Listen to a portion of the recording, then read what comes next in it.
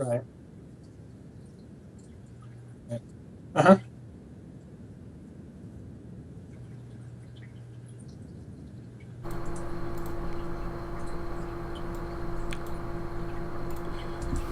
Okay, this should be our first stream live video-wise, and hopefully you're not offended by our images. I'm a little bit offended by Jason's as I sit out of screen.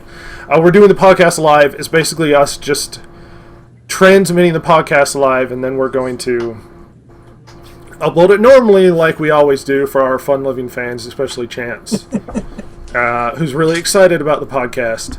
Yep. But we're going to be having some fun. Faces to names. Yeah, our first sort of physical live podcast. What we're going to do is run this normally, as we ever have. You just get to see us, and this will be posted on YouTube or Twitch or whatever crap place you get to do. I'm very conscious that people can see my bloomin' face right now, and it's weird. But we do have an intro. You guys can't hear it. I've played with being able to... Well, the video group can't hear our intro yet. I've played with being able to add that, theoretically, later. Right now, first trial out. We're dropping our intro in right here for those who listen to the audio format. Go. All right, nice. Jason, how are we doing this week? What have you been up to? I just got a text. Well, let's see. Not really much. Played some more Destiny. The thing is that, and I get why they're getting rid of the light stuff. I hate it. It's stupid. Instead of leveling up once you get past 20, you have to find armor. Good luck with that. That has a higher light rating. What does that mean? Well, it's like what they did was they have level 20 is the cap. And then to go beyond level 20, what you have to do is you have to find armor that has a light rating. And then that light rating that the armor gives you will give you like another level past 20. But you have to find, like I said, you have to find armor with a light rating. If your armor doesn't have a light rating, you cannot move past level 20. Interesting. Can't. And so, with the Taken King, they're getting rid of that system altogether, which is cool. I hated that. I started reading the series that the Black Cauldron came from. I've always meant to do it, but I never got around to it. Finished the other book I had and got into that. Finally checked out the trailers for the new Deadpool movie. What do you think? Well, it's very Deadpool. Yeah. As far as it's not down my alley as far as ratings are concerned, but it's very Deadpool, and it works really well. Funny. So they have two trailers, and they're pretty much the same. There's a green band trailer, which is general audiences, and then they have a red band trailer that's... They shouldn't put a green band trailer out for what is essentially a red band movie. Right. Because then right out from the trailer, I shouldn't see this. Right? Or at least my kids shouldn't see it. Instead, they're sort of like deceptively making you think that maybe it's going to sneak in there in some way. Well, it's really stupid because... So I watched both trailers just to see what the difference was between them. And I thought that the dialogue and stuff from the Green Band trailer was actually funnier than the dialogue from the Red Band trailer. And I've heard that they've done stuff like that before. There was a movie that came out years ago. And one of the characters says something like, "I'd rather put this cigarette out in my eye," in the trailer. But I read an article about it later, and the person that was writing the article said that it's much more vulgar what she actually says in the movie than what they put in the trailer, and that the line from the trailer was actually much more funny than the line from that actually made it into the movie.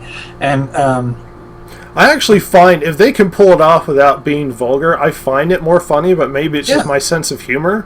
rather than anything else. And it could also be the culture in which we've been raised and everything. But I think you're right. I think that too often they resort to vulgarity rather than good writing, and so they take these shortcuts that they shouldn't take. Anyway, send Chance an email so he can see our stupid mugs. Send him an email with the link, and I'll send him a message. At any rate, what else have you been up to? Just working, really. Haven't been doing much other stuff. We're going to be going to Boondocks on Saturday. It's kind of they've got bowling and go-karts and a bunch of stuff there. So I don't know that I have Chance's email address. Dude, you have on the podcast email. I know. He sends us emails constantly. I know, but I'm not sending... Do we have an email for today? Actually, I haven't even checked. Could be a bummer if we don't. We've been doing all this stuff to try to find out what's going on with the streaming and stuff that I completely forgot to check. No email from Chance. But, like you said, I just automatically opened up my email, which I keep separate from the podcast email. So yeah, because you don't want church and state to cross. Right. What have I been up to this week? Okay, I bought a game I shouldn't have. Working out like regular. I don't know if that includes like one's average. This should be included on a list of things I've been up to. Lindsay's making comments. She's actually watching the stream right now. Yes, I did shave. My face is super clean. I intended on shaving today, mostly for the viewing public. Also, behind me, the room looks clearer than it normally is because I took all the junk on the desk and I pushed it this way. And then anything that's behind me, I have this. My air conditioner went south, and it's the compressor. I think it is. So I took the compressor. Took the air conditioner out, and I've been trying to figure out whether or not the compressor is worth looking at or worth fixing. And it was sitting back there, but it was like an eyesore in the camera, so I shoved it over that way so you can't see it anymore. So my room from this angle looks really clean, which is awesome in my opinion. But yeah, I bought a game. I bought Mordheim. Mordheim. Which one's that? You've looked at it. You actually have it favorited on your wish list. Right. I just meant like go into more detail. The digital video game that's not out yet. That's on pre-release on Steam. It's out for Q3, I think it is. And I'm in this weird sort of fantasy Warhammer kick because of the drama of losing Warhammer Fantasy. so the game is up there now. The game is cheaper than it ever will be from full release because of like early release. They do that.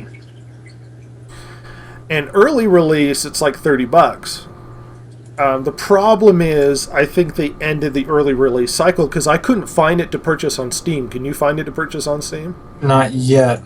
Unfortunately, I tried to log into Steam, and it's telling me that since I haven't logged into Steam in a while, I need to give them a code. Yes. I hate that. Jason hasn't updated Steam in a while. But the thing is I don't actually go to Steam on the browser. When I do go to Steam, I go through their little app, and I guess that doesn't count. Apparently it doesn't. But so I got the game, and I went on there, because I checked it every now and then, because I was hoping they'd lower it from the original sort of lowered price for Mordheim. And it's been still about $30. And the problem is, if I don't buy it while it's in pre-release, it's going to go up to like 50 or 60 or whatever it is. Right. So I considered buying it now. But I'm unwilling to spend the money. Thing is, they took it off pre-release, and as they're waiting for other stuff, and I was like, oh crap, I can't find it on Steam anymore to purchase. It's just like it's only available in Q3 or whatever. So I went to their website, and they still had a link to purchase it. I don't know if it's still on there or not, but I grabbed it immediately so I could have it for cheaper than average, as opposed to having to buy it on when it finally comes out for whatever horrendous price it's going to end up being. And I didn't plan on spending $30 already because I already spent like how much money on a webcam, but I found it. worked out perfectly. Does it have a price on there?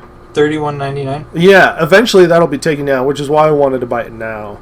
And I was Right. worried they were going to take it out. But I got it, and I've been playing it. It doesn't have the single player out yet. It's just skirmishes, or you can play with other people.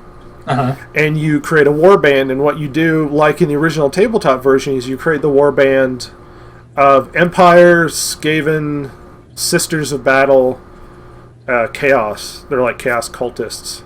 And you run through the map, and it's like a turn-based. Okay. And it's very in-depth stat-wise. It has armor, it has modifying like attack abilities and ranged abilities and what kind of equipment you get. And all of this was exactly the same way it was in the tabletop game. And in the tabletop game, you modified all these little stats, and as you went and did missions, depending on how many people were killed or what successful things you did, mission objectives and stuff, you gained experience. And in the game, you'll gain experience, then level up your guys. Here's the interesting part, which is exactly what happened in the tabletop game. When you would go in, you would actually be attacked, and like let's say one guy gets taken down.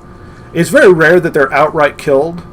They might be, but let's say he gets knocked out, and as the game goes on, next time his turn goes around, he'll stand up and just run. Like, he'll just book it to freak out of there, which is always really entertaining. But what happens is, as you move through missions, as you move on and develop your characters, if they bail out and or if they take serious damage or something, they have the potential of actually getting wounds. Physical wounds that are shown up on their models and actually take stat negatives. So like if I've got this little guy with a shield and a sword and he gets taken down by some big ogre or something, he has the potential of having damage. So let's say he's got a wounded arm, or let's say he lost an arm. In the tabletop game, he could lose a freaking arm. So he loses an arm. Now he can only have single-handed weapons. And he's just got a stump where his arm used to be. And maybe there's some sort of minus stat. So, like, he can't have a sword and a shield. Maybe he has to just go sword or something. You know, that was one of the funny things that I enjoyed about playing the RPG with the Warhammer RPG. The fact that you could lose arms and legs, that you could totally just get trashed, or when you were fighting the bad guys, you could just totally dismember them while you were fighting. Did you email Chance the link? I did. Okay, keep on going. Or I'm going to talk about it. So the problem is there's no single player yet, so you don't actually have the sort of level progression. And since it's pre-existent, the only thing really you can do is skirmish with an AI, right, or play the game with your buddies online. But the online community is not very big because it's a pre-order. Yeah. Well, pre-order, it's like an early access. Right. So I haven't yet braved that because the system's so complex. There's 1,000 guys on there who have already min-maxed their characters to some ridiculous degree. How are you maxing your character already? Well, here's the thing. Because it's set up in a pre-early access way, you can start out your warband and just be like, what level do you want them to be? Oh, well, that's... And they give you like 100,000 gold, so you're like, you can buy anything you want. Like, you can have rune-encrusted armor, like, running through the missions already. And it's funny because, like, the Empire can only pick up so much equipment, so many kinds of equipment. The Sisters of Battle have a lot of, like, hammers and stuff. So as you go through, if you kill a guy, you knock him out and he drops his gear. So in the middle of the fight, you could go out of your way to try and pick up the gear. So now you have access to, like, let's say, Sisters of Battle, hammers, or some Skaven weapons, or the cultist stuff. The cultist stuff is interesting when you, like, add like a sword or something. Sometimes they're considered, like, blessings when it comes to, like, your corrupted individuals. So that instead of a sword, his, like, arm's a sword.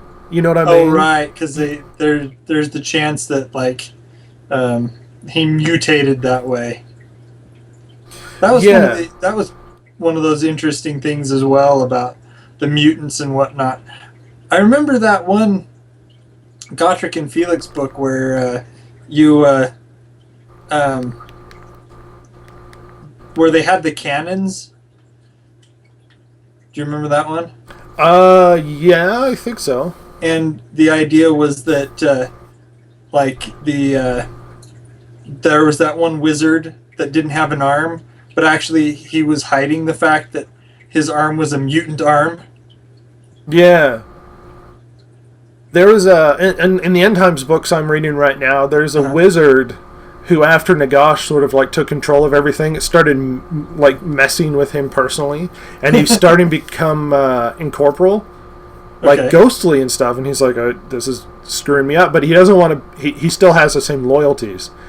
So he goes out on the battlefield with his big robe because he doesn't want anybody to see it, and they're having this big fight, and he just sort of like, "Oh, screw it," and he throws his robe back and then casts his big spell. And everybody around him was like, "Oh, dude, he's like ghostly and stuff." But he does a lot of help for the Empire and takes out this huge, like, heavy armored cavalry unit that's coming. But one of the other guys doesn't see him helping anybody; just sees this ghostly guy, so he turns and shoots him in the head, which was entertaining nonetheless. But the game itself, I found really entertaining. I don't know anybody online to sort of pitch my war bands against.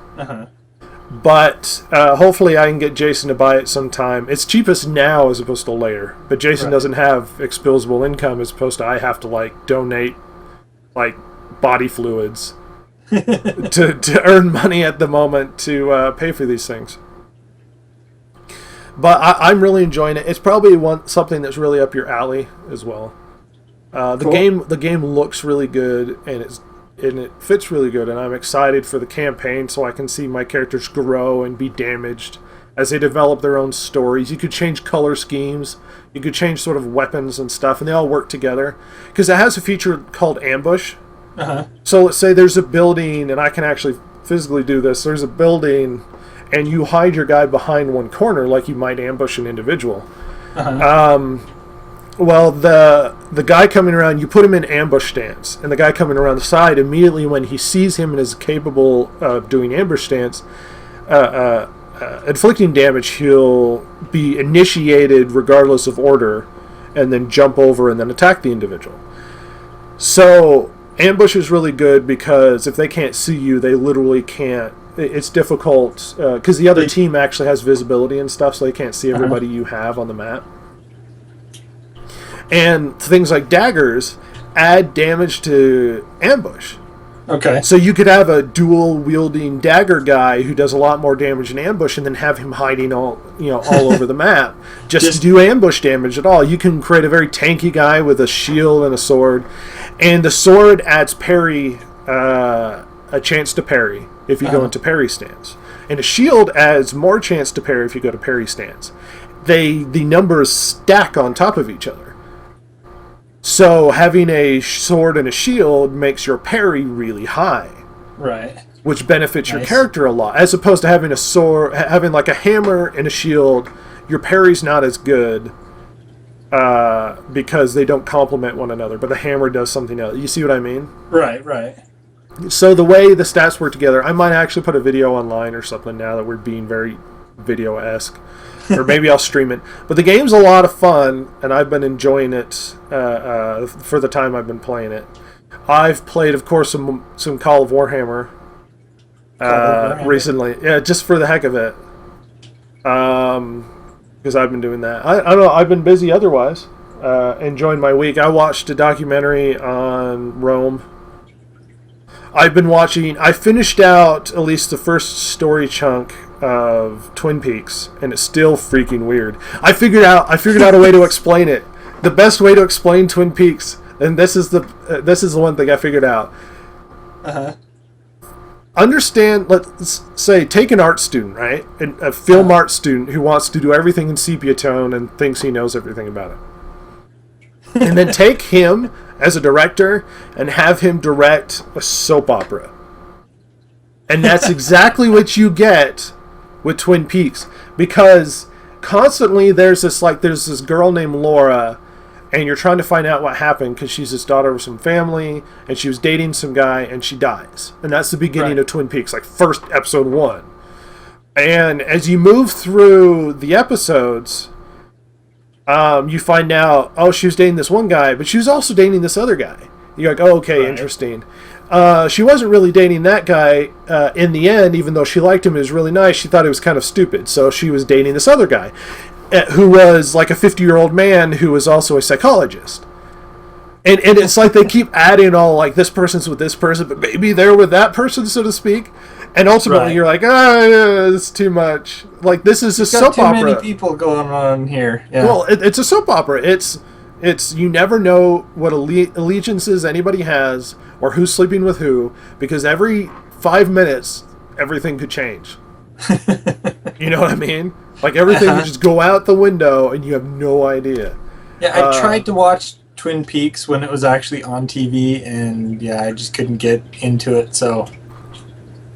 Well, it's weird. It's hard to get into anyway. I'm watching it just for the novelty of actually saying I'd watch Twin Peaks. Because it's weird. It's a weird show. I don't know what to tell you. Anyway, that's pretty much what I've done for my week. We don't have an email from Chance because Chance sucks. He always disappoints us morally, personally. I actually think he might be out of town, and I'm giving him crap unnecessary. Like, he might have warned me. If you didn't warn me and I'm thinking incorrectly, then you suck. But if you warned me, then I apologize. But you still suck. But... Yeah. See, Jason's with me.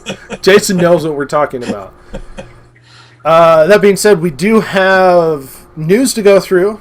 We do have entertaining stuff to talk about. Ridiculous, let me tell you.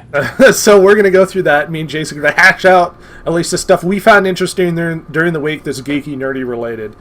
So we're going to throw in our jingle, which the video public won't be able to listen to. But you can hear that on the podcast and download that whenever you freaking want to. So don't complain, it's freaking free. Anyway, jingle go! Now, this is a news dump. If you haven't seen or heard our show before, the news dump is us throwing as many articles and interesting news stuff that we want to into one big just barf onto the internet, so that you can hear a lot of news that you might not have picked up. We try to pick the stuff that's relevant. Me and Jason pick through the articles, and we just, this is interesting, we throw it at each other. Right. So I'm going to start out hashing through the news. I might have screwed up your video. There might be more news, but the thing is that we decide what we want to tell you about. Oh, there's definitely more news. It's just that's not how things are going right now. Right. Let's see. Adding to the news, going one at a time. We're going to start out with Square Enix story. Man, freaking Windows. Okay, Square Enix is giving away an island Just Cause 3 Isn't contest. that a funny thing?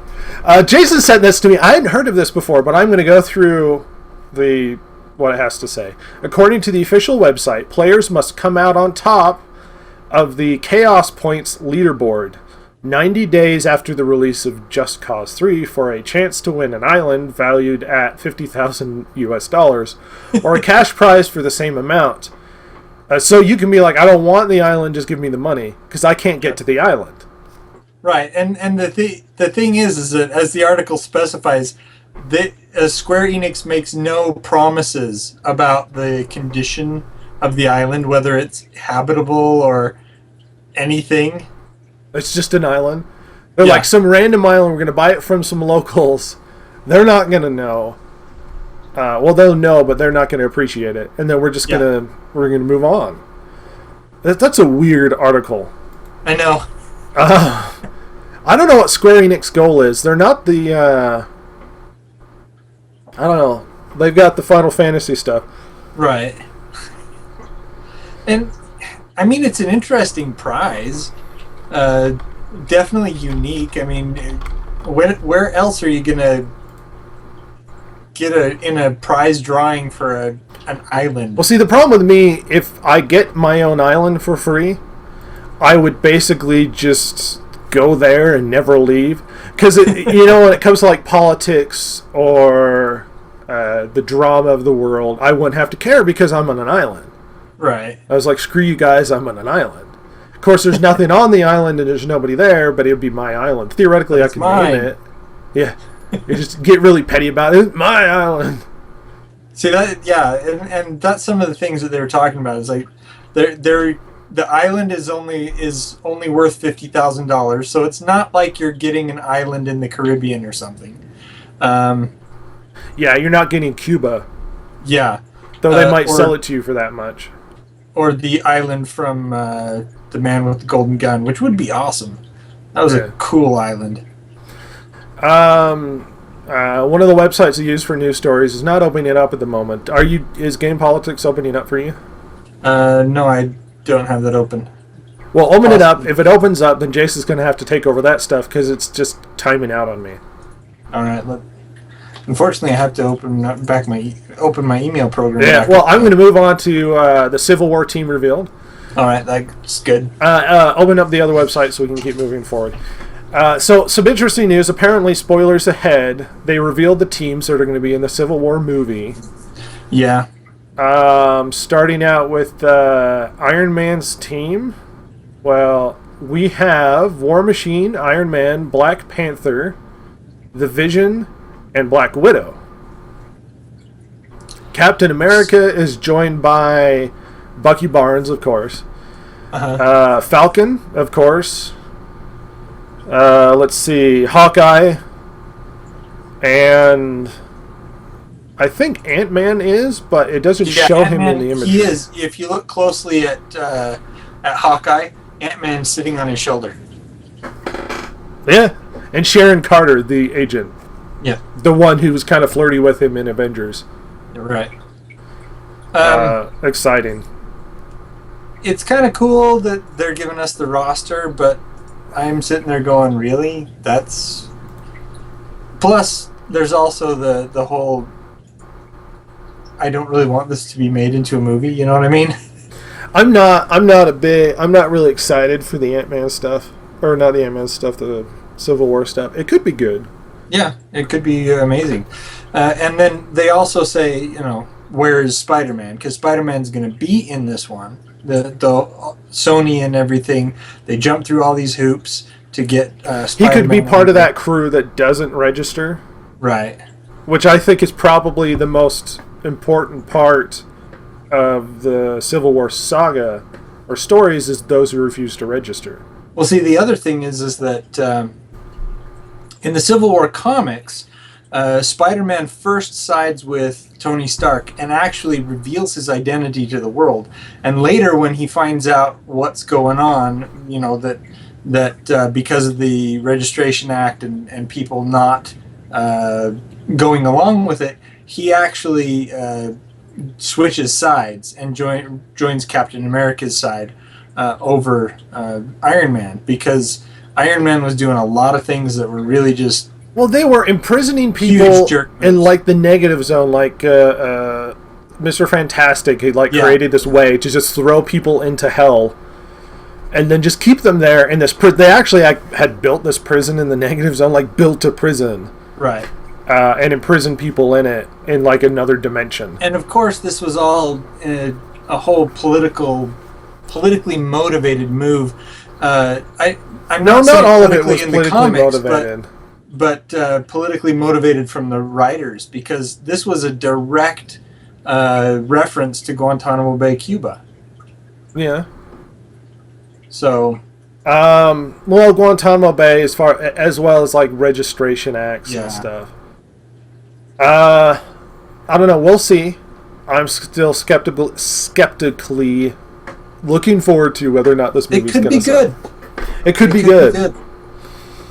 That being said, do you have any stories open for us, Jason? Yes, I did get the game. Okay, it's not opening for me, but Jason's going to take over for the other stuff because I can't actually move forward in it. So the first one is really stupid. Evidently, this guy, Brad Bushman, who does He's a commentator on NPR. Yeah, because he knows everything because he talks quietly into the mic. Yeah, and it My says something freaking about chair. him. Keep going. Evidently, he's their all text considered guy. He's a professor of communication and psychology at Ohio State. So obviously, he knows what he's talking about. But he compares the Virginia shooting to a first-person shooter game. And yeah, You're just like, I'm not going to touch it. it's just like, you have no idea what you're talking about, dude. I guess I don't know. Yeah, I don't know what to say about this because it's so idiotic. True.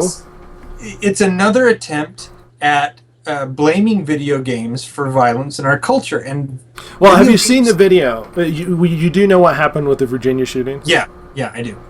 I just as a quickie, because if somebody's living in Iraq, under a rock, and didn't know, it was yesterday, this woman and her cameraman were both shot live on the air while they were filming a news segment talking to some local municipality person or whatever. The individual that shot them used to work for the place. And he was really disgruntled and blamed her for racial remarks because he was black. Regardless of the actual intricacies and the nonsense going on with it, my problem, if you watch the video, is he records it himself, standing behind everybody, and he posted that to YouTube. And he stands behind him, and you see his gun pick up in an almost first-person perspective.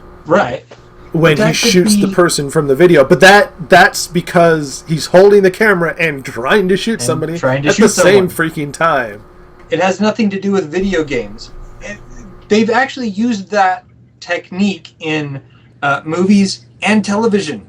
Both. It has nothing to do with video games. Most of the time, if people have an agenda and they want to... And this guy's pushing his agenda. So. Right, they want to make a point, then this is where they can make their point. They can roll out the old adage of video games murder people. We're a culture that's obsessed with violence. Yeah. Honestly, mankind itself has been obsessed with violence for far longer than us. Right. I mean, the Roman Empire, they had an entire sport around just watching guys die. Yeah. And the thing is that we don't know if, at least I don't at this point. All I know about this guy is that he was a former employee of this television station, and that this doesn't tell me that he was a gamer. No, it doesn't. He had a manifesto, and he ended up committing suicide. Most of it was racially motivated, it seemed. Right. He was upset because he blamed them for letting him go, and the station itself was like, well... We didn't gel really well, and apparently he didn't have a personality that worked really well with a lot of other people. So he had a lot of confrontational stuff going on. Well, the other thing is that I was actually listening to some commentary by Rush Limbaugh earlier today. I was driving and bored and switched. So he was balanced, and he didn't have a straight opinion on one thing or another. Right. And so, he made the point that back in the 70s, I think it was, the FCC started regulating the television and radio broadcasting, and they imposed some federal mandates that you had to have minorities. And what ended up happening was that these minorities came on board and were put in these positions that needed experienced employees, and these experienced employees were let go for no other reason than these, in order to get their licenses renewed, these stations had to show the FCC that they were meeting these quotas. And so he made the point that now it's not such a problem. They still have to do these quota things, Right. But they have more minorities and things that are experienced in these positions. But because of these quota things, people sometimes get put into positions that they're not suited for. Or not ready for. Uh-huh. And he was saying that this guy, just from looking at his work history and stuff, he said he had no business being in broadcasting. And, that was his opinion, but he is a broadcaster. To be fair, we don't know the story. Maybe he Right. had some conflict with other people who work there. Maybe there was some crossover and negative racial things said. But clearly he wasn't the reasonable individual in this scenario. Right. So, moving on. I can actually move on. It looks like my thing's working. Okay. I'll grab a hold of this next segment. The UK Watchdog Agency forbids free-to-play game makers from direct appealing to children. Let me Makes move on. sense. It does make sense. Let me read a bit of the article first. The UK's Advertising Standards Authority, a government consumer watchdog agency, issued 2 rulings against free-to-play game makers over the way they market to children. Today, the ASA issued a pair of rulings finding Ben Weevils, Weevils. Yeah, they're little bugs. Maker. That's not Maker 55 Pixels. Okay, so that's the name of a game. Yeah. Deserved a spanking for using phrases prompted in game like "join now" or "become a member" to entice younger players into spending real-world money. Okay, a couple of things. First of all, free-to-play games are not crack. Now, I know they become addicting for a lot of people, mostly adults, but they're not crack. Right. So saying, you can't advertise cigarettes to children is not equivalent to you can't advertise free-to-play games to children. They're games. Children are playing them. Am I not wrong here? You're correct. Second of all, you need to make it more difficult to become a member and register, Especially if you're underage. Because it was that story from England where the kid bought a bunch of stuff on a free-to-play game and he just kept buying Right. things because he could do whatever, and it ended up registering a cost of $50,000 to his mother's credit card, Right. because she had registered her credit card on her iPad, and it was easy because it could just go back and look. It's click here to buy, and Right. the kid didn't know. Parents should be paying attention to what their kids are doing on a game. It's at that point it's the parents' fault. The mother put in the credit card. It was the mother's account. It was the mother's iPad. I mean, we have some tablets and we'll let our kids play them, but we've set them up so that the kids can't actually do anything unless it's first okayed by us. Yeah, you have to log in with your own password. You have to do other Exactly. things. So that And we've set up accounts for our kids on the tablets that are limited accounts, so they can't even get on the internet. see, because you're a good freaking parent. They're not yeah. good parents. Well, you're relatively. Well, they're the other not thing good is- parents, yeah. and that it is not a reasonable conclusion to just say free-to-play games are dangerous. Let's ban advertising to children. Well, it's the phrases that get me. It's the join now or become a member. How is that advertising to children? It's That's not. what I would Well, put on it's a like game. literally they could have a little dancing bear next to it and be like, "Oh, join now." And it'll Yeah, it's the click on dancing thing. bear that's marketing to the children, not the words join now or become a member. Well, they're just trying to make it as easy as possible because these games want people to spend frivolous money on becoming more successful within the game. That's what they want you to do. That's true. And they want to make it as easy as possible, not difficult. Thus, it's weird and doesn't work the same way. You know what I mean? They're not... Why is this a thing? England bans the dumbest stuff. This is a stupid story. Yeah. England, you need to get your crap together. We're calling you on it, man. As an interesting addition, because of all the Konami stuff, I wanted to add this story about Konami having shut down 31 iOS titles in Japan in September. Yeah. Konami pushed its market to a lot of different places besides Right. major gaming because they realized with mobile stuff they can make a game for a lot smaller the price Right. and they get a lot bigger return. Right. So they made a big push to make a lot of games through mobile as well as like the iOS stuff and whatnot. Makes sense, but it's sort of a fluctuating market, and I suspect that it's a bubble of sorts, and I think that bubble will burst at some point down the road. Yeah, probably. They also, weirdly enough, make a lot of pachinko machines. Right. Like, that's their other really big, like, money maker. Right. Like, we make were pachinko talking machines. about that before with the... they were saying that... the Silent Hill pachinko machine? Yeah. That's the next time you're going to see Silent Hill is as a pachinko machine. Okay, moving on. Interesting League of Legends story. I'm always entertained by when League of Legends goes after toxic players, because League of Legends, as well as the other MOBAs, have a real huge problem with really toxic individuals. But let me read the story. Earlier in the year, League of Legends maker Riot Games doled out rewards for players who showed good sportsmanship and proper manners while playing the game in the form of a mystery gift. While Riot plans to offer similar reward for good and well behaviors, players who have been punished will not see any kind of reward.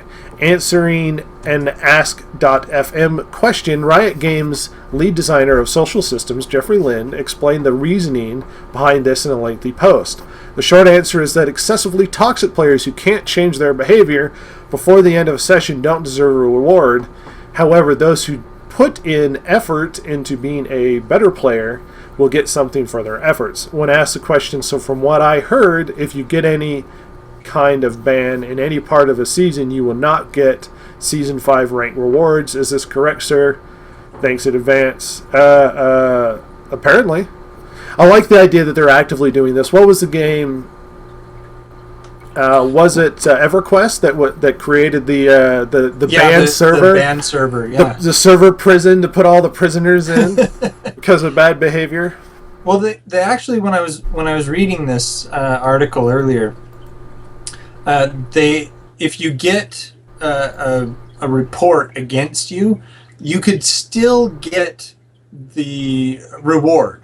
But you have to change your behavior and not get any more bans and things in a certain amount of time, and then you'll still be eligible.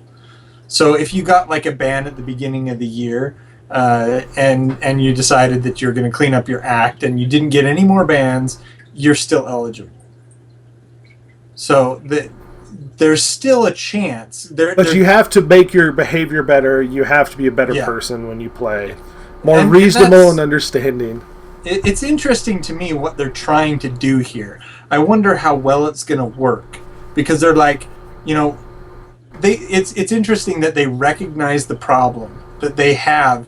And I don't know how many places say it, but League of Legends is almost synonymous with toxic players. Yeah, League of Legends as well as Dota. Yeah, and so they're actively they recognize this as a problem, so they're actively trying to do something to change that. They're trying to do this to encourage people. Hey, you guys have got to knock it off, and we will give you an incentive to knock it off. Right. So it's interesting. We're going to shift on our story to a Pokemon World Championship massacre. Pokemon. It sounded very southern that way. 2 Iowa men have been arrested at the Boston Police Department for allegedly planning a shooting spree at the Pokemon World Championship in Boston. The Boston Police Department made the announcement of the arrests and detailed the plot in a statement released on Sunday. According to police, 18-year-old Kevin Horton and 27-year-old Jason Stumbo, both from Iowa, were charged with unlawful possession of a firearm, unlawful possession of ammunition, and other firearm-related charges. A post from Stumbo earlier in the week on Facebook group Mayhem Pokemon Crew with the caption, "Kevin Norton and I are ready for World's Boston's Here We Come." Shared a photo of the car and the two men drove to Boston with the guns placed on the hood. Stumbo and Norton... What an idiotic thing to do. You're like, I'm going to go shoot a bunch of people. Here's a picture of me going to do something with all my guns. Stumbo and Norton were both invited to play in the U.S. Masters Division in Boston this weekend, according to the Pokemon World Championship website. On Thursday, August 20th, security at Heinz Convention Center detained Stumbo when he tried to enter and intercepted Norton trying to enter, according to police reports. Stumbo and Norton were both slapped with a no trespass order. Boston Police Department were called in, blah, blah, blah, blah, blah. Oh my gosh. Pokemon, of all things, incites mass murder, apparently. Apparently.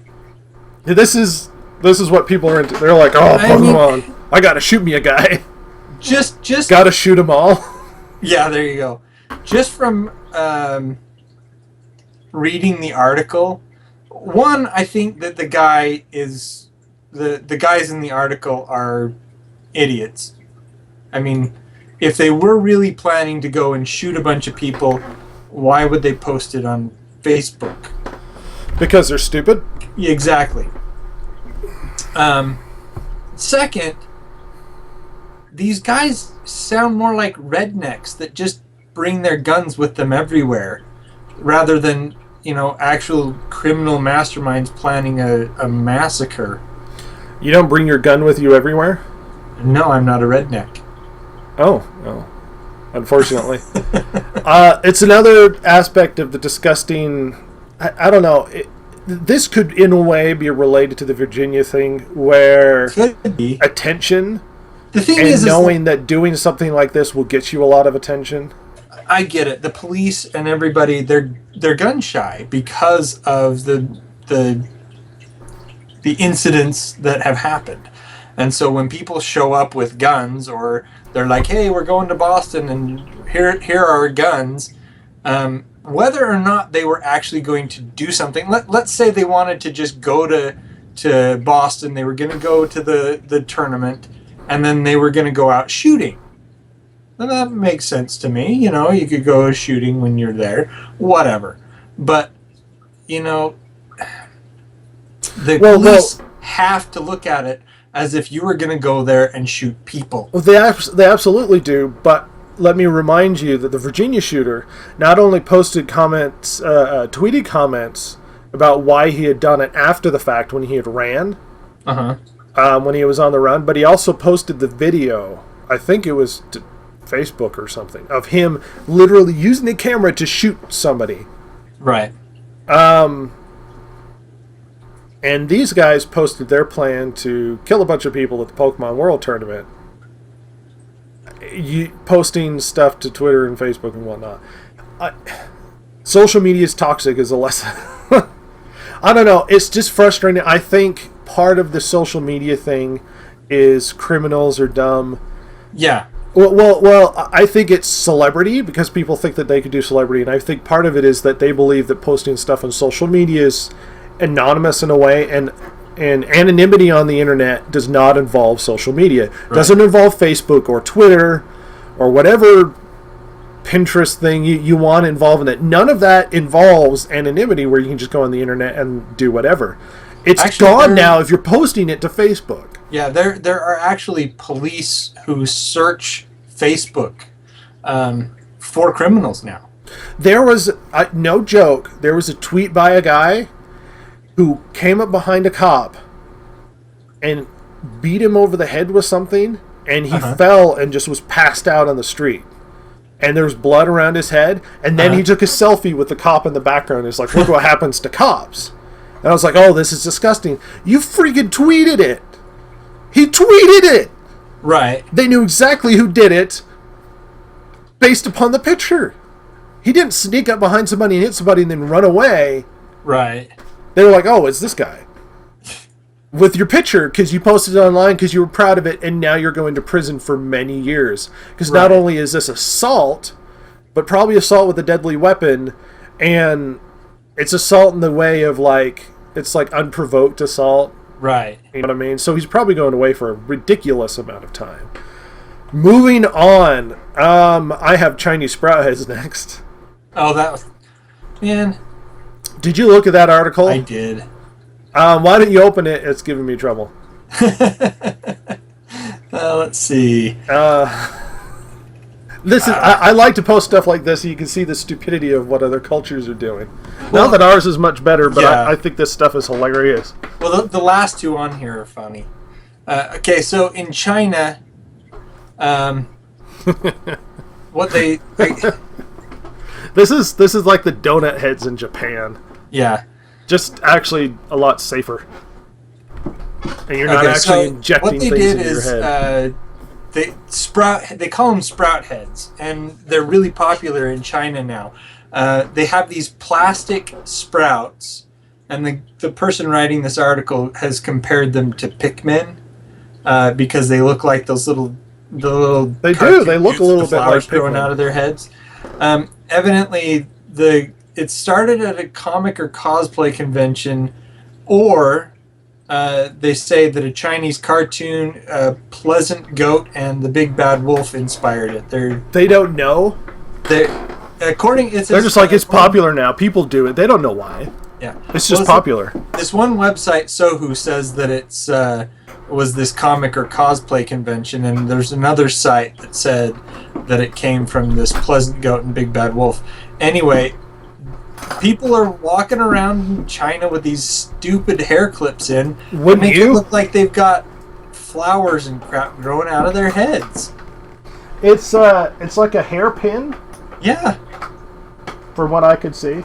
yeah, This is Just not a the hair time to clip. fix my chair while we're talking. yeah. It looks really stupid. It's like a little And daisy. It's not even like just girls that are wearing them. Guys are doing it too. I just realized to the capture, I've got this ridiculous like leaning back thing going on where I'm like, oh yeah, you know what I mean? Because I'm really far back. Because my chair perpetually leans back because it's a terrible chair. Guys wear it too. Is one of those ridiculous sort of cultural things that we don't get and is also stupid. Yes. We don't need to get it. It's stupid. Now here's an article for Lindsay because she's into cosplay and I thought this was stupid. So let's say you're not as buff as you need to be, Jason, for a mostly shirtless cosplay outfit. Maybe you don't have the breasts involved in a really busty lady for a cosplay outfit. For a lady, they're kind of kind of flat. You know, they don't Yeah. not as big as they're So going for. Yeah. So I have a product for you. It's a front cover, so it's almost like a little vest cover thing on the front. And it literally creates the really overly bustiness that ladies would require for the really busty outfits. Now you would say, oh, well, you could pad underneath. No, this literally is giving you like the side boob or the under boob that you might require for a really fancy outfit. And it looks really good flesh colored, and apparently you can get different tones or probably just makeup over it or something. And the guys have like the abs in the chest so that they look really good in their cosplay outfits. Look, if you don't have that, don't be that character. I can just imagine some overweight guy. Yeah, Still like how is this gonna work? He's got the abs and the chest and everything, and he's still like bulging out the sides. Well, here's the thing, though. None of this would fit anybody that wasn't very skinny. So the lady Right. thing I can understand to give her more breasts to fit out the outfit so that it looks bigger. The guys, you have to be skinny enough for this to be on. So it's either like kind of looking ripped or just being your skinny self. That's stupid. Because if you're skinny, you already kind of have abs because you have no fat covering you. No fat guy's going to be able to wear this thing. Right. This is dumb. This is the dumbest thing. Oh my gosh. Oh boy. People want this stuff though, and they think it's going to help them out. Cosplay boobs. Buy them now.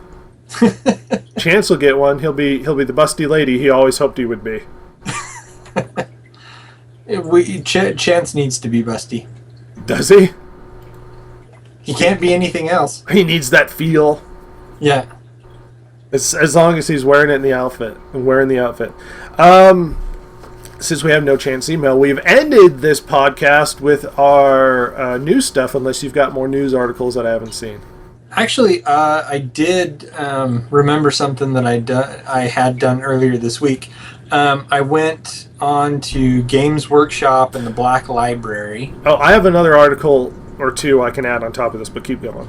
And I was interested in finding out if there was anybody over there that was willing to talk to us. So I sent off a couple emails. I did get one back Okay. from Games Workshop. And they said you need to send any of that type of material to, and they gave me the other email address that I needed to send. And we'll get our cliched press response. It could be that Like, we will. here's the press article to read so that we can, and that, whatever, that's fine. I would like to talk to the Total War guys or even the Mordheim guys, but and Fat Shark is going to PAX this weekend. Yeah. So I'm going to wish them luck as they move forward and get their PAX stuff done, because I've been chatting with their rep. I figured it was worth a shot. Oh, why not? We'll throw an email and see if they want to chat with us. Exactly. An article that I don't have posted, and this is weeks, months old, but I want to bring this up because the drama just doesn't go away. So this fella went to this presentation by Nintendo for their new Mario Maker, right? Okay, right. For the Maker. And I don't think we've ever talked about this because you don't sound like you know what you're talking about. No, I know about Mario Maker. So here's the thing. So don't know. So keep going. It showed a hand moving around on the screen and moving objects and stuff like it's a real human hand with a little stylus and it's moving stuff around. And it looks really neat, and it's a game exciting for a lot of people. So here was the issue that he had. That the hand was white and female and it didn't represent him. No joke! He was pissed that it was a white female hand and it doesn't represent him. And my response was, so what? Why does every game have to represent you personally? You're just well, this doesn't represent... Guess what? He was a white guy. I have 3 characters on Destiny, one of which is a girl with blue skin and hair. Does not represent me at all. Well, that's the thing, though. Why does it have to represent you? Why does everything have to politically correct, fit you into its little box so you can be represented in a perfect way? Why does it have to represent you? With Halo, we don't even know what Master Chief looks like under there. There was a lot of speculation, it could be a woman. I was like, no, it's not a woman. It could be any race of guys. Yeah. I think you've seen skin color, though, and it is a dude. Because remember, he takes off his helmet in the first one, you see skin from behind. Right. So you don't actually see his face, but it's probably a white dude. But does it matter? Not really. When you're playing a video game. But it's just the hand moving on the freaking screen. Why does that mean anything to anybody? If it's not... It's if it was a woman's hand, I wouldn't be this doesn't represent me. I wouldn't care. This doesn't represent the fat hand people. My fat hand demographic is not being fulfilled with this tiny lady hand. This does not represent the people who don't have fingernail polish on. It's the dumbest article I've ever read. But what I want to... not article, but just the drama involved with that story. Why does it have to be so dramatic? Why is it such a big deal? You know what I mean? Mm-hmm. So I'm going to end with an interesting sort of data metrics that's existed where a guy wrote a bit of article about it because he's got a whole lot of the data metrics involved with people who own accounts on Steam. And his argument is that developers are doing it wrong. I resent this article to you, that they're going after core markets that don't exist. Okay, yeah. That the core sort of hardcore gamer isn't real, and that the concepts of what types of games people buy and play are different than what we think. So they looked at 4 major games, that some of their four most owned games on Steam: Dota 2, Rocket League, Counter-Strike Global Offensive, and Torchlight 2. And they found some interesting information based upon these 4 games. Okay. People who own Dota 2, which I will remind you is a free-to-play game, right, own an average of 12 games on Steam. Okay. Rocket League owners own an average of 78 games on Steam. Wow. Counter-Strike Global Offensive owners, another, I believe it's free to play, own an average of 40 games per person. Now, Torchlight 2 owners, the RPG, the click and move around Torchlight 2, me and Jason were playing it for a while, own an average of 117 Wow. games on Steam. And We're the behind. argument is that people who play Dota 2 are often seen as the hardcore gamers, Uh-huh. but they own the least games of most of the rest of them. Like Torchlight 2 owners own the most. Why would they be considered hardcore gamers? Now, I think his analysis of the data is flawed for a few different reasons. First of all, Dota 2 is free to play. Mm-hmm. So people who own Dota 2 owning an average of 12 players, all that tells me is that most people, if they have an account, own Dota 2. Because they usually get on there just to play Dota 2, and they're just interested in that game. It's like if I have a cell phone and I want to play games on my cell phone, most of the games I'm going to own are going to be free because they're free. Okay. If there's a $20 game on there, it's going to reduce the size of the demographic of who's going to be purchasing that game. Does that make sense? Yeah. Yeah. So most accounts, like most accounts, are going to be owning Dota 2 because it's free to play.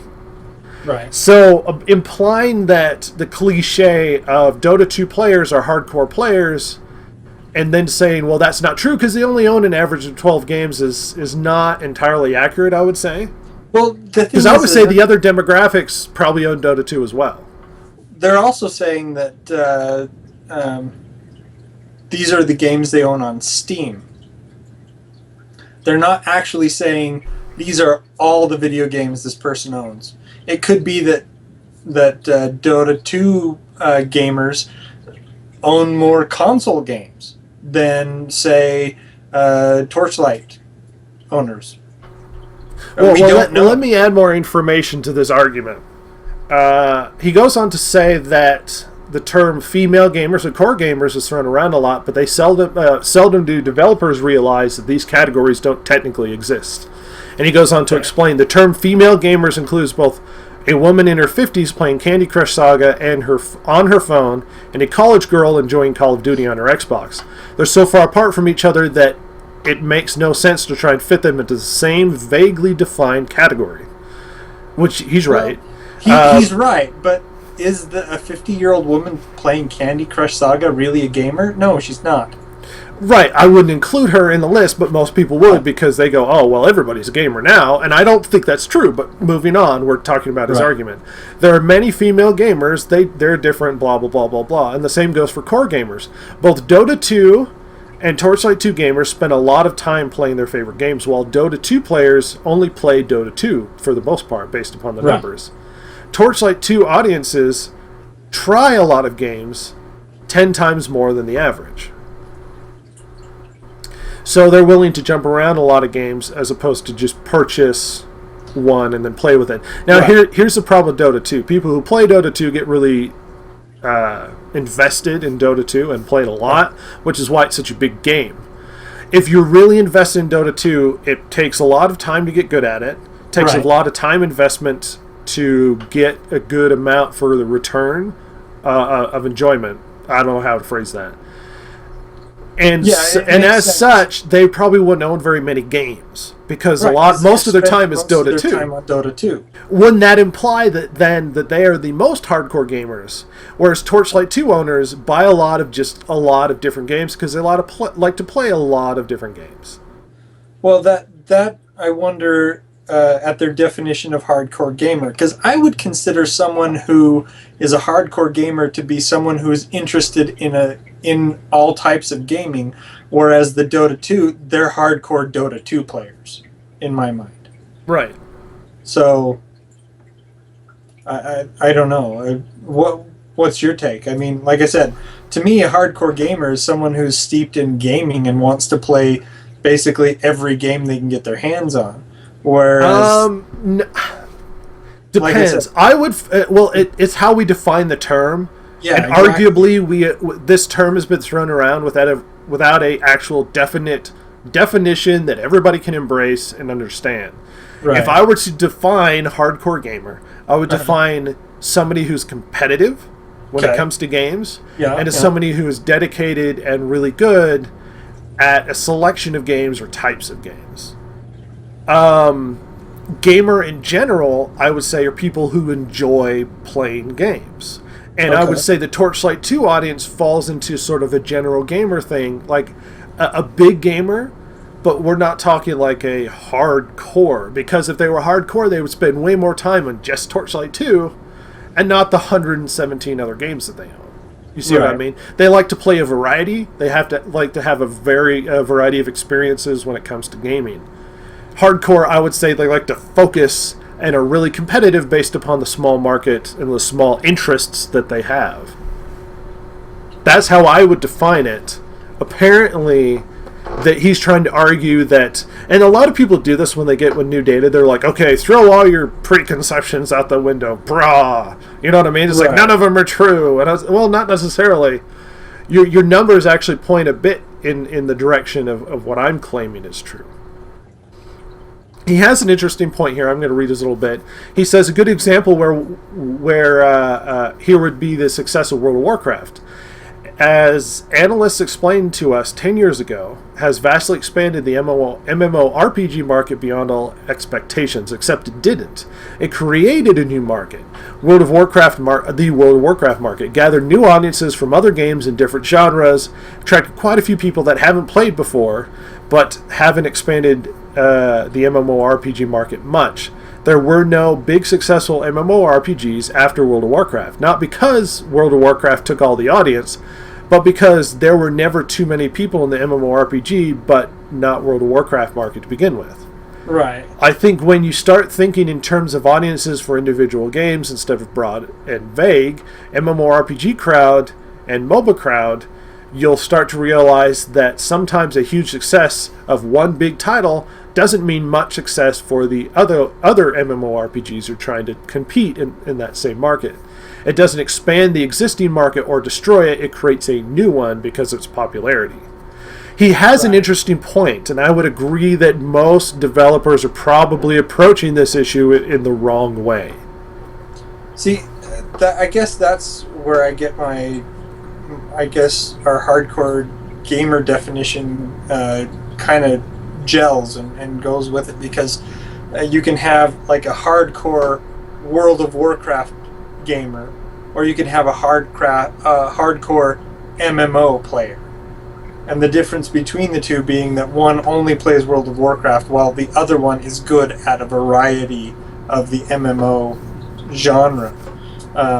But then you have your more casual gamers that they may be gamers, but they play a lot of different things. See, I don't know. I kind of Well, I he's don't know trying. that I consider myself a gamer, but I can't say that I'm a hardcore gamer. Well, neither 'Cause do there's I, and I no play a games lot. I really focus on. I play a lot, and that's the Yeah. problem. Here's a point that should be made. He tries to claim that those who are trying to go after the hardcore market are mistaken, because they're going Right. after a group of people that are only buying a small group of games. Right.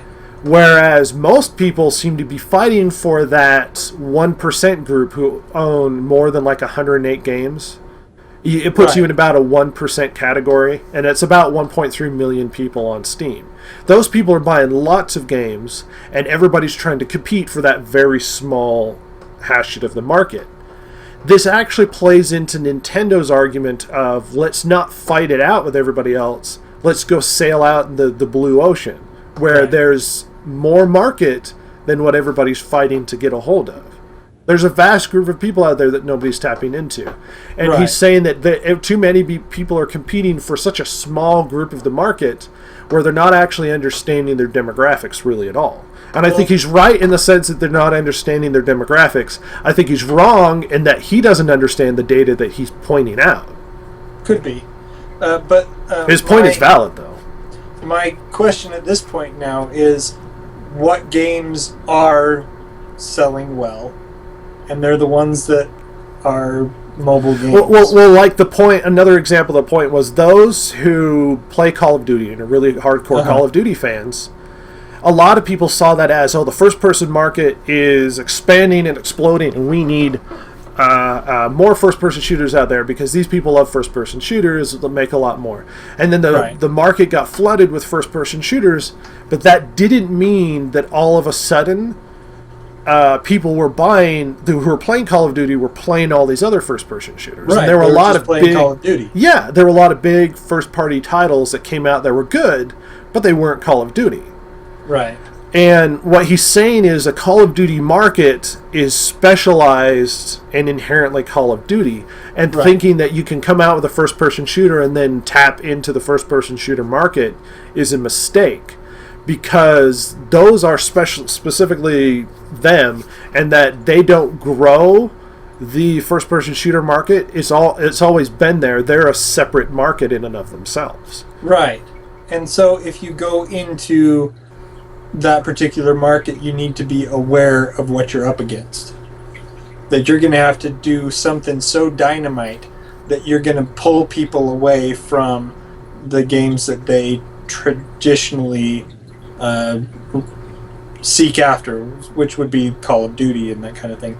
Right. I think one thing you could take from his point, or at least the data and the point he's trying to make, is that as a developer, you need to not only understand the market you're going for, your demographic, but not overanalyze. Like if you're trying to make a specific game that's like Call of Duty, not be like, we're trying to get a hold of the Call of Duty market. What you should be doing is making a game to attract a general audience, because there are quite a few people out there that want to play games who will... I mean, we're not talking about the 1% who buy a variety.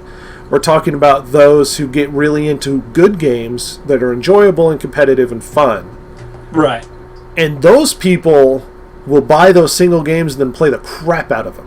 Oh, yeah. But you have to make, even whether it's a first-person shooter or a MOBA or an MMO, you have to make what is essentially a quality game, and you will draw people to that market from wherever it is. Right. Everybody seems to be competing for that 1% who are going to buy hundreds of games. Right. And that's 1% of people, and that's not the group you should be fighting for. Right. Because they're going to buy those games anyway. Those 100-plus game owners are probably going to already have Dota 2. Right. You just need to make good games, because these people like to play a lot of variety of games and play good, fun games.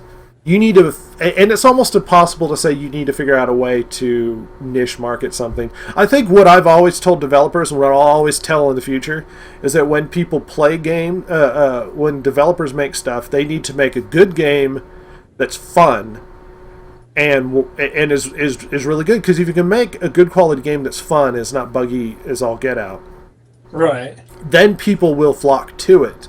You need to stop fighting over the scraps of meat that everybody's fighting over at the same time. Which is, like you said, why Nintendo, their strategy works so well. You know, they've decided that they're not going to go after this niche market that everybody's going to go after. And we've mentioned this before in the previous console war. Nintendo was really the one that won the console war. Yeah.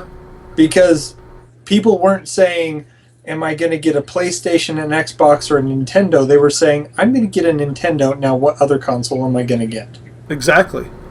And so that was, you know, they leave that out when they talk about who won the console war. And they talk about, you know, like Xbox beating out PlayStation. But really, Nintendo beat them all out. Yeah.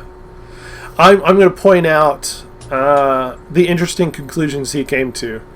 Okay. He says gamers are different. Don't overgeneralize. 1,000% have I been making this argument. Haven't been making this argument, you Jason? have been. That gamers are individual people, and they run in different gamuts of groups, and they're not one big united group that we can all fight as one, like, social group or something. Yeah, it's when people come out and they're like, you know, gamers of the world unite, or you're like, No, I'd rather go back to playing my game in mom's basement kind of thing. Well, you're talking about the 1%, if that's who you're referring to, the gamers of Right. the world unite. His Right. next conclusion is, just because a gamer plays one game doesn't mean he'll try others in this genre or on this platform, which is true. Right. People would buy consoles just for Madden games, or just for Halo, or just to play Call of Duty, or whatever individual game that they really want to play because their friends play it, or they really enjoyed the last one. They buy an Xbox One and just get Call of Duty, and then they'll play that for like 4 years. Right. Which is fine if that's what they want to do. His third conclusion is the core audience of PC games market that support developers with small titles is rather tiny, Right. which it is 100% as well. The market for smaller titles is extremely small. My the real reason the initial reason that I bought an Xbox 360 was because of Castle Crashers. Yeah. There were other games that came along later, but I played Castle Crashers almost exclusively when I first got my Xbox 360. At any rate, we've enjoyed the time you've spent with us today, everybody. Our first sort of visual podcast, and it's been fun, and we've been able to roll back into the old podcast ways. I need to fix my freaking chair, though, so I can actually sit up as opposed to like I'm sleeping. So now when we say something, you have a face to go with your hate. Yeah, you can see my Henri cuss face. Chance can have a visual representation of me. Not only that, but just one picture doesn't do it enough. You get a lot of like mannerisms and stuff when you see people. But if you've come to us for the first time ever seeing us visually, we do have a podcast and a website. You can find us at thedistractedgamers@gmail.com for email, or thedistractedgamers.com for our website. And if you like it, share it. If you don't, you can tell us whatever. We'll probably read your email anyway. Right. If we get more emails. Yeah. Anything you want to leave them with, Jason, as we get out of here? Yes. The super mushrooms in Mario are based on a fungus named Amanita muscaria. They make the people who eat them feel as if they're growing in size, and that's why they put them in the game. Wow. Jason's educational comment at the end of the podcast. It was something interesting, and it had to do with gaming, too. Absolutely. Well, I appreciate you guys hanging out with us. We will see you guys next time. Later. And now we need to jump out of the stream. If you watch the stream, we'd probably be jumping back in to play a game or something, but I'm going to drop us out here for now. See you later in All right. 5-10 minutes or 20.